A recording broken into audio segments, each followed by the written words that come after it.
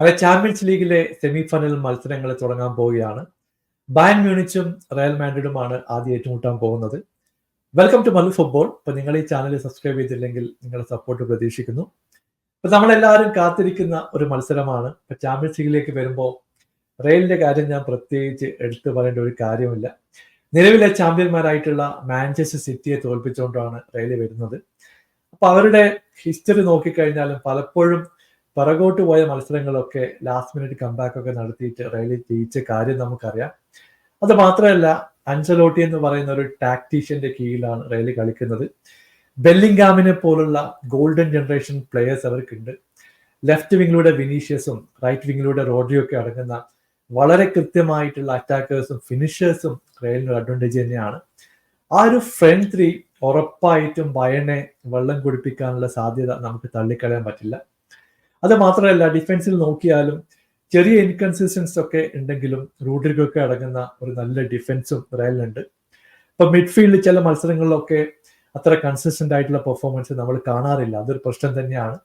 എന്നിരുന്നാലും അൻസലോട്ടി അടങ്ങുന്ന ഈ ഒരു ടീമിന് ഈ പ്രാവശ്യം യുസിയിൽ അടിക്കാനുള്ള എല്ലാ ചാൻസുകളും ഉണ്ട്. അത് ഈ മത്സരത്തോടെ ഒരു പടി മുമ്പിലേക്ക് പോകും എന്നതിൽ ഒരു സംശയവുമില്ല. എന്നാൽ ബയനെ സംബന്ധിച്ചിടത്തോളം നമുക്കറിയാം, ഒരു മോശപ്പെട്ട സീസണിലൂടെയാണ് ബയൺ മുമ്പോട്ട് പോകുന്നത്.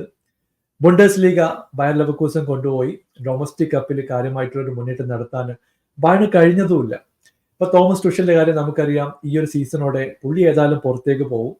അപ്പൊ പ്ലേയേഴ്സിന്റെ മൊറയിലൊക്കെ ബൂസ്റ്റ് ചെയ്ത് ഈ യുസിയിൽ അടിക്കാൻ വേണ്ടി മാക്സിമം പമ്പ് ചെയ്ത് അവരെ കൊണ്ടുവരും എന്നതിൽ യാതൊരു സംശയവുമില്ല.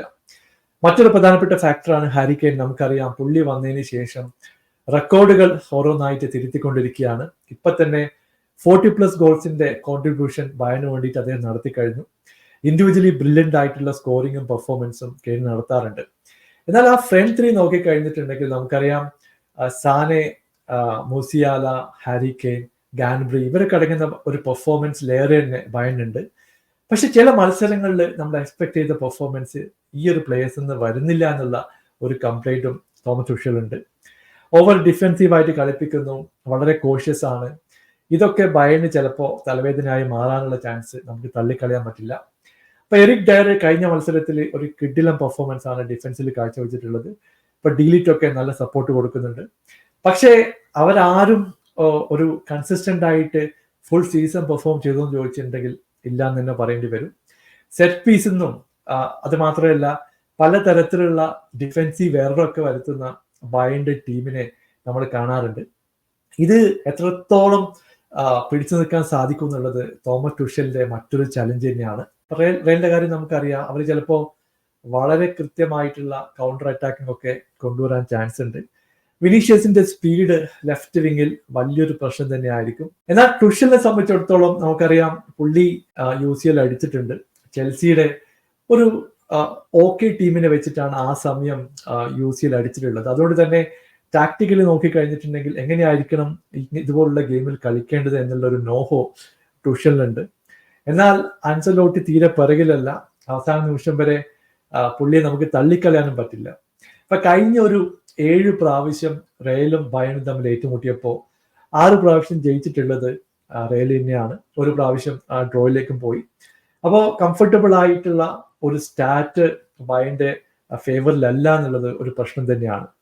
എന്നാൽ കഴിഞ്ഞ കുറെ മത്സരങ്ങൾ നോക്കിക്കഴിഞ്ഞിട്ടുണ്ടെങ്കിൽ ബുണ്ടസ് ലീഗയിലായാലും ഡൊമസ്റ്റിക് കപ്പിലായാലും പല മത്സരങ്ങളിലും നല്ല രീതിയിൽ തന്നെ ഗോൾ കൺസീഡ് ചെയ്ത് തോക്കുന്ന ഒരു ബയൺ ടീമിനെയാണ് നമ്മൾ കാണുന്നത്. അപ്പൊ ആ ഡിഫൻസ് ഫിക്സ് ചെയ്തുകൊണ്ട് കാര്യമായിട്ടുള്ള അറ്റാക്കിലേക്ക് പോവുക എന്നുള്ളതായിരിക്കും അലിയൻസ് അരയിൽ ടുഷൽ പ്ലാൻ ചെയ്യുന്ന ഒരു മാസ്റ്റർ പ്ലാൻ. അപ്പൊ എന്തായാലും നിങ്ങളുടെ അഭിപ്രായം താഴെ അറിയിക്കുക. എനിക്ക് തോന്നുന്നു റയലിന് ചെറിയൊരു എഡ്ജ് ഉണ്ട് എന്നാണ് ഞാനിപ്പോൾ പ്രെഡിക്റ്റ് ചെയ്യുന്നത്. നിങ്ങളുടെ അഭിപ്രായം താഴെ അറിയിക്കുക. പുതിയൊരു വീഡിയോയുമായി വീണ്ടും കാണാം. Thank you so much for watching. Bye for now.